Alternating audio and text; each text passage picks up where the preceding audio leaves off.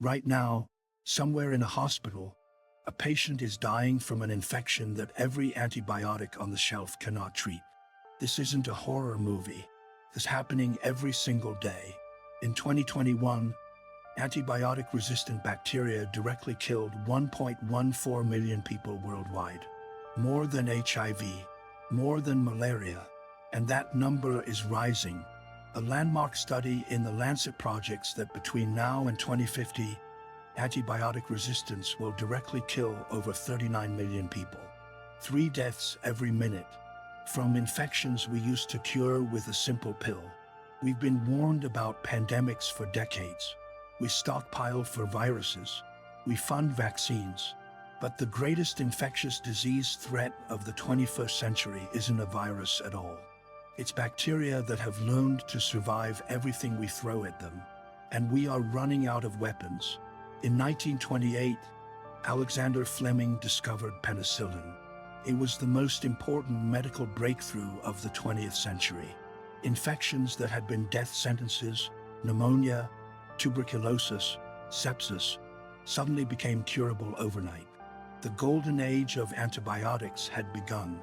Between the 1940s and the 1980s, scientists discovered dozens of new antibiotic classes. Medicine was transformed. Surgery became safe.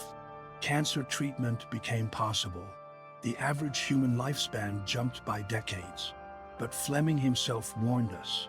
In his 1945 Nobel Prize acceptance speech, he said that the misuse of penicillin could lead to resistant bacteria. And that is exactly what happened. Here's the problem. Bacteria reproduce every 20 minutes. That means billions of generations per year.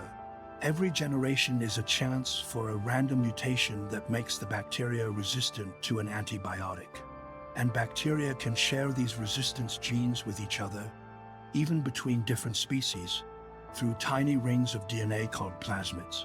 Every time we use antibiotics, whether we need them or not, we apply evolutionary pressure. The weak bacteria die.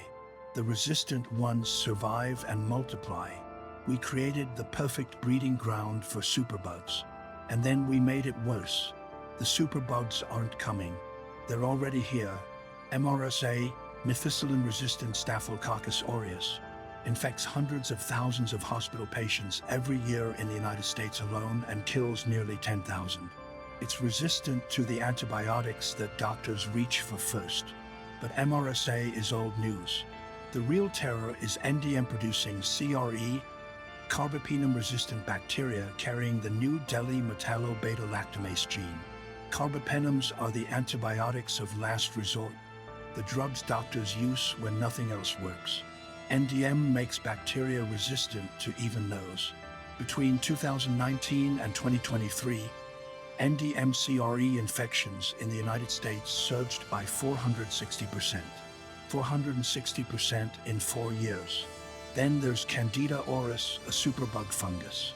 The CDC has labeled it an urgent threat, the first fungus to receive that designation. It can survive on hospital surfaces for weeks. It resists multiple antifungal drugs, and roughly half of the patients who get infected with it die. In 2025, over 7,000 cases were identified across the United States. These organisms don't respect borders. A resistant gene that emerges in a hospital in India can be circulating in London or New York within weeks. Resistance is a global problem with no global solution. If superbugs are such a threat, why aren't we making new antibiotics? The answer is devastating in its simplicity. There's no money in it. Developing a new antibiotic costs roughly $1.5 billion. But a new antibiotic generates only about $46 million per year in revenue. Why? Because doctors are told to use new antibiotics as sparingly as possible to prevent resistance from developing to them too. So you spend a fortune developing a drug that no one is supposed to use. This is what scientists call the fire extinguisher problem. Everyone agrees you need one. Nobody wants to use it. In the 1980s, 18 major pharmaceutical companies had active antibiotic research programs. Today, there are 4. Novartis quit in 2018. Sanofi quit. AstraZeneca quit. The companies that could save us decided it wasn't worth their time. The last entirely new class of antibiotic was discovered in the late 1980s.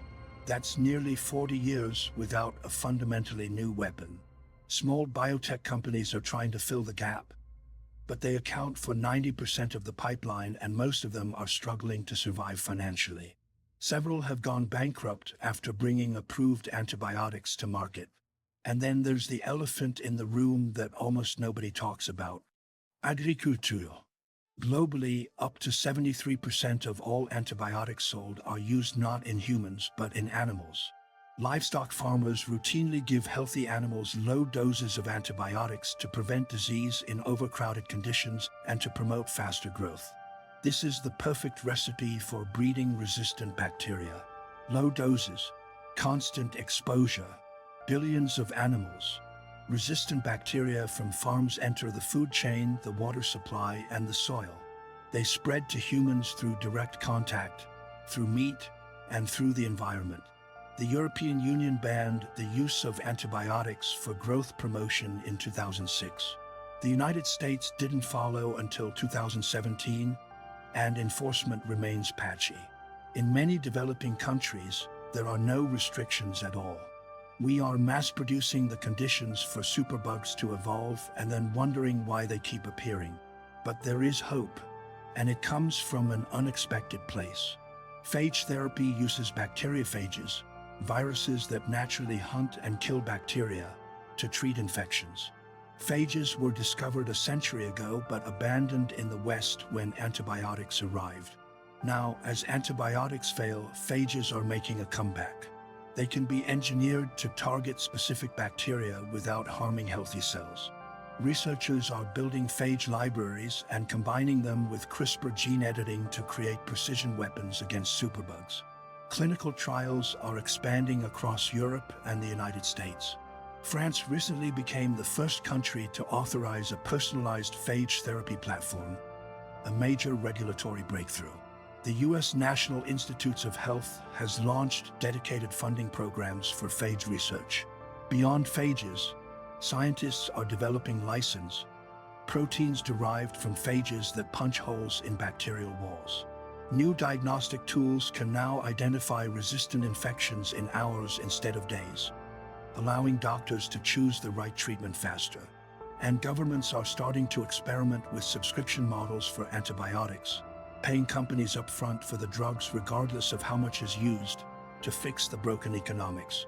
The numbers are clear: 1.14 million deaths per year today, projected to hit 1.91 million by 2050. A cumulative 39 million deaths over the next 25 years. $1 trillion in additional healthcare costs, and an economic hit of up to $3.4 trillion per year. But those are projections, not destiny. The same Lancet study that forecast 39 million deaths also found that improved healthcare access and better stewardship of existing antibiotics could save 92 million lives in the same period. Phage therapy, new diagnostics, and fixed economic incentives could change the trajectory entirely. The question is whether we act now or wait until the crisis is undeniable. Every year we delay, the bacteria get stronger, the pipeline gets thinner, and the options get fewer. We defeated smallpox. We developed COVID vaccines in under a year. We can solve this, but only if we decide that a slow-motion catastrophe deserves the same urgency as a fast one. Thanks for watching. If you want to stay informed on the biggest threats and opportunities shaping our future, subscribe. It's free and it helps this channel grow.